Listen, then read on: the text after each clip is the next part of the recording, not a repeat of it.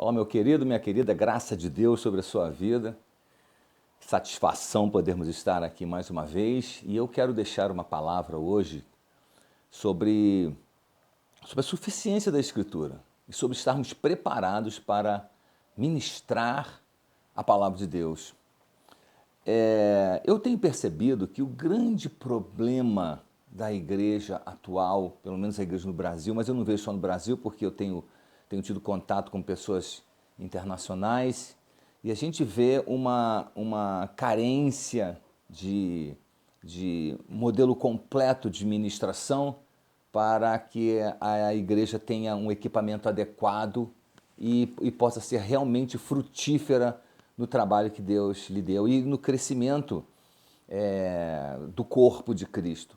Quando o apóstolo Paulo, movido pelo Espírito Santo, inspirado pelo Espírito Santo, disse que a uns Deus concedeu como apóstolos, outros para profetas, e outros para evangelistas, e outros para pastores e mestres, com vistas ao aperfeiçoamento dos santos, para o bom desempenho do seu serviço. E diz que tudo isso vai redundar no nosso amadurecimento para que alcancemos a estatura de varão perfeito, para cheguemos à plena varonilidade. Isso significa que os problemas, na minha visão, que os problemas que nós temos tido são originários dessa carência que a igreja vive. Nós vivemos uma igreja hoje, eu não vou dizer uma igreja porque a gente vai estar generalizando todas as coisas, mas é difícil falar sem generalizar. Então, os irmãos aí deem um desconto, né? Porque nós estamos apenas nos dirigindo e tentando fazer o melhor com relação ao reino de Deus. Esse é o nosso objetivo, nosso principal objetivo aqui é este. Mas nós temos uma carência hoje na igreja de ministrações que alcancem de fato os objetivos que fazem com que o corpo de Cristo cresça adequadamente. Está faltando o crescimento adequado. Uma pessoa só não tem condições de suprir essas 5 áreas que eu mencionei agora e que o apóstolo Paulo mencionou, movido pelo Espírito Santo. Ele diz lá que para que a igreja obtenha o crescimento adequado, para que a igreja chegue na plenitude que ela precisa chegar, ela precisa de ministros. Eu não digo nem ordenados a estas funções, mas de ministros que ministrem a palavra nestas áreas. Eu creio muito naquilo que para trazer vamos dizer assim, a plenitude para a igreja. O apóstolo Paulo, ele faz uma observação aqui para Timóteo, eu quero deixar para vocês, você que lê a palavra de Deus e você que frequenta a casa do Senhor, com certeza já ouviu falar, ele fala, procura apresentar-te a Deus aprovado, como obreiro que não tem de que se envergonhar, que maneja bem a palavra da verdade. Procura apresentar-te a Deus aprovado e como um obreiro que maneja bem a palavra da verdade. Nós vivemos dias em que a palavra da verdade ou ela está mal ministrada ou ela está ministrando apenas num ponto. Quem come muito carboidrato engorda. Quem come muita proteína pode ficar com problemas no fígado e outros males podem ocasionar. Por fim, muita proteína acaba sendo transformada no corpo em gordura. Ou seja, tudo aquilo que é demais faz mal. A nossa igreja brasileira, ela vive hoje a necessidade das pessoas. Ela prega hoje a necessidade das pessoas. Isso é importante? Sim. É um trabalho pastoral. A ministração pastoral é a ministração que trata das necessidades do homem, do corpo, na alma, no espírito. Vai trabalhar especialmente problemas de relacionamento. E a gente vê que a maioria das mensagens não são mensagens que falam daquele que você foi injustiçado, aquele que Deus vai te tirar dessa situação. São problemas no lar, problemas na igreja, gente que não acredita em você. Então são problemas de relacionamento que fazem parte da pregação pastoral para auxiliar aquela pessoa naquele mistério. Mas o corpo de Cristo não se alimenta só de pregação pastoral. E talvez seja esse o motivo Eu falo talvez por uma questão de humildade, porque eu creio absolutamente que é isto. Então é por isto que a igreja ela cresce só de um lado. Ou ela está com a perna muito grossa, ou ela está com o braço muito grosso, ou ela está com o tórax muito grosso, mas as outras partes estão desproporcionais. Nós precisamos de mensagens que sejam mensagens de cunho apostólico. Eu não estou aqui falando sobre ordenação de apóstolos. Eu estou falando aqui sobre mensagens de cunho apostólico. O cunho apostólico é aquele que mostra o caminho, a estrutura da igreja. Toda pessoa que está debaixo do ministério apostólico ou da visão apostólica, ela, em primeiro lugar, ela vai organizar a igreja de tal maneira que todos possam participar do trabalho espiritual que está sendo realizado ali.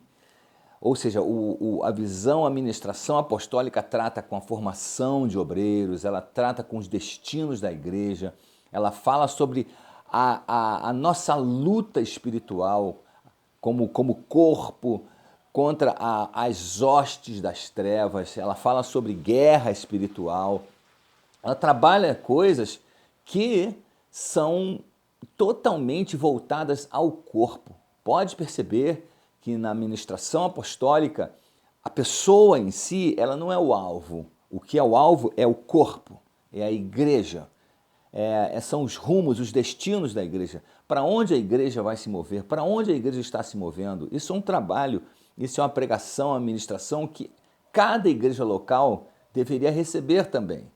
Para que saia da questão do problema, dos relacionamentos, do universo pastoral, e insira essa pessoa na visão, na necessidade do crescimento, na necessidade de se ter um governo, a obediência, a questão da hierarquia, todas essas coisas que acabam, inclusive, com divisões. Elas fazem com que as pessoas entendam que a igreja é formada de governo. É muito importante isto. E a ministração apostólica é assim. Já a ministração profética, que é uma outra parte que a igreja também precisa receber, é uma ministração que se volta para não apenas chamar o povo ao arrependimento, é uma coisa muito importante. Todos os profetas, eles chamam o povo ao arrependimento quando percebem que o povo não está fluindo naquela visão apostólica. Ele chama o povo, é outro ministro ou é outro ministério que trabalha com o corpo. Ele não individualiza você, ele trata com o corpo. Então o corpo está se afastando. Quando fala-se de restauração, fala-se para o corpo. Deus quer trazer restauração. Quantas foram as vezes que Deus falou com os seus profetas em Israel para restaurar a nação?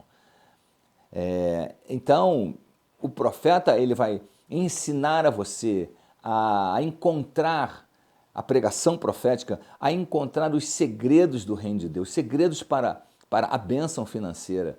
Deus quer abençoar a gente financeiramente? É claro que quer. Seria uma idiotice da minha parte dizer que Deus não quer te fazer prosperar. Não quero com isso dizer que a prosperidade é o seu objetivo final, mas a prosperidade faz parte da ministração profética, porque Deus mostra nas Escrituras, muitas vezes, passos de fé para que a liberação de uma bênção sobrenatural venha naquela pessoa. Muitas vezes essas bênçãos elas são envolvidas em questões financeiras mesmo. A gente vê aquele voto de Abraão, um voto caríssimo, em que no final Deus passa pelo meio daqueles pedaços dos animais, mostrando que aquela aliança era feita por ele. Era um voto, era uma oferta diferenciada.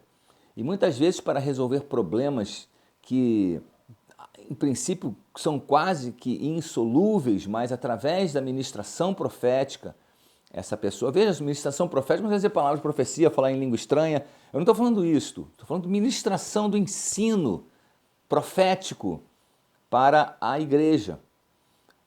Então, a igreja precisa também de ministração profética. Veja que não está tratando de relacionamentos, mas está tratando de como você modificar situações é através de uma ministração profética. Você já tem a ministração pastoral normal, apostólica e profética. Precisamos de evangelistas. Evangelista, hoje para as pessoas, evangelista ou é um cargo que vai igual a presbítero, nas Assembleias de Deus, a verdade é esta, em muitas outras igrejas, o cara o quê? Ele não é presbítero, não, ele é evangelista, mas ele é menos que pastor. Nossa, é tanta confusão e tanto, é uma hierarquia não bíblica. Eu não vou dizer que ela é antibíblica, mas ela não é bíblica. Até porque evangelista, para algumas pessoas, é aquele cara que fica na rua, ele vai para a rua pregar na rua. Nossa, nunca esteve tão distante da palavra de Deus esse tipo de colocação. Os evangelistas levam a glória de Deus, sim, para a rua, para fazer com que as nações e os povos se convertam. Mas o evangelista é um mestre na salvação. O evangelista é um mestre que trata da salvação dentro da igreja. É o evangelista que vai ensinar as pessoas como ganhar outras almas para Cristo. É o evangelista que vai mostrar a situação mundial, como está a igreja. O evangelista se preocupa com a igreja em relação ao mundo. Enquanto os apóstolos, os profetas, eles se concentram na igreja em relação ao reino de Deus, o evangelista, ele se preocupa com a igreja em relação ao mundo, a situação do mundo, o que está acontecendo no mundo. Ele traz para a igreja esta realidade. Para quê? Para nos ensinar a ganhar almas para Cristo, para nos ensinar a dar testemunho, estratégias de evangelismo, formas de defender. Muitos evangelistas são apologetas. O que é um apologeta? É um defensor da fé. Ele estuda, por muitas vezes, o porquê da filosofia do mundo contrariar a palavra de Deus, e ele, através de raciocínio lógico e muitas vezes inspirado pelo Espírito Santo para poder defender o Evangelho, ele defende o Evangelho de forma brilhante. Evangelistas não têm nada a ver com o povo. Evangelistas muitas vezes são pessoas revestidas com dons espirituais, até mesmo para levar a glória de Deus lá fora, porque para dentro da igreja vêm os profetas. Você vê pelo Israel, quando havia enfermidade, Deus trazia profetas para curar Israel. Então, era uma vergonha alguém sair do reino de Israel para ir buscar apoio, ajuda de cura para uma outra divindade, sabendo que há Deus em Israel e havia profetas. Elias fez uma condenação clara a esse respeito ao rei que quis ir embora. Ele falou, porventura não há Deus em Israel para que você saia daqui e vá procurar a Baal Zebub? Ou seja, os evangelistas levam de dentro da igreja para fora não apenas a mensagem, mas a cura, a libertação, os milagres, para que então lá fora eles mostrem quem é Jesus e o seu reino. Mas eles também nos ensinem a fazer isso, porque precisamos aprender a pregar a palavra, a dar testemunho. Quantas pessoas estão aí sofrendo nas suas casas, nas suas famílias, porque eles não aceitam a sua fé? É a hora de você poder testemunhar eficientemente. O evangelista vai nos edificar o corpo, mostrando as realidades da salvação. Como eu falei, o evangelista é um expert em salvação, é um expert em demonstrar a eficácia, a grandeza da salvação. Ao mesmo tempo, o evangelista, ele trabalha muito com o pecado, ele entende bem o que é o pecado do homem e também entende sobre a natureza humana, para que então, com estes elementos, ele possa, eu posso dizer, até dizer assim, antropológicos, hamartiológicos e soteriológicos, ele traz essa realidade para a igreja, demonstrando a nossa condição, a nossa incapacidade de recebermos a Cristo por nós mesmos. Enquanto os pastores, os profetas, os apóstolos e os mestres vão tratar com os convertidos, o evangelista vai tratar com aqueles que não são convertidos ou vai ensinar a você e a mim a melhor forma de nos aproximarmos das pessoas. E não somente isso, vai nos mostrar, como disse já anteriormente, a condição da igreja no planeta, como anda o evangelho neste mundo, para que nós possamos orar adequadamente, termos conhecimento adequado daquilo que está acontecendo. Veja que se todo domingo tivesse um tipo de mensagem assim, seja de manhã ou de noite ou durante a semana, a igreja estaria sendo nutrida e estaria entendendo que as pessoas não são o mais importante. O mais importante é o reino de Deus. E nós fazemos parte desse reino. E por fim temos os mestres, que são aqueles que vão mostrar para você Por que você tem segurança de acreditar no que você acredita?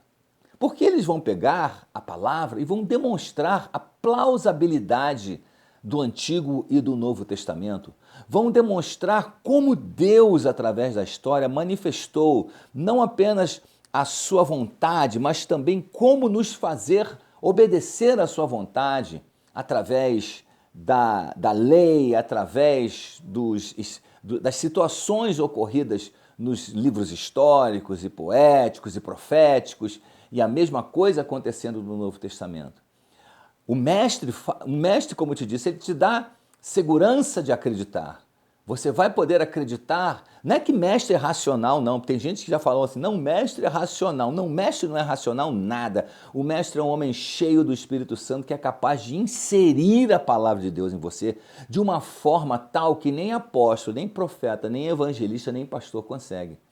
Ele vai inserir essa palavra em você e vai te causar uma segurança doutrinária e espiritual capazes de nos garantir a doutrina e capazes de nos garantir segurança diante de outras pessoas quando formos falar de Cristo. E aí você percebe como o corpo de Cristo está equipado. Uma igreja local que tem os ministérios estabelecidos e que durante aquele mês, normalmente, ela vai sendo nutrida nas suas necessidades pessoais através dos pastores, ela vai sendo nutrida através do ensino que dá razão e segurança no que você crê, através dos mestres. E se essa igreja ela é ensinada a ganhar almas para Cristo, através dos evangelistas, ela vai crescer. E aí então nós temos um ministério profético que está sempre nos conduzindo para o centro da vontade de Deus. Sempre estará nos conduzindo. Sentiu que andou para cá, o profeta sempre vem nos conduzir para dentro do reino de Deus. E é um homem usado por Deus para curar o povo de Deus.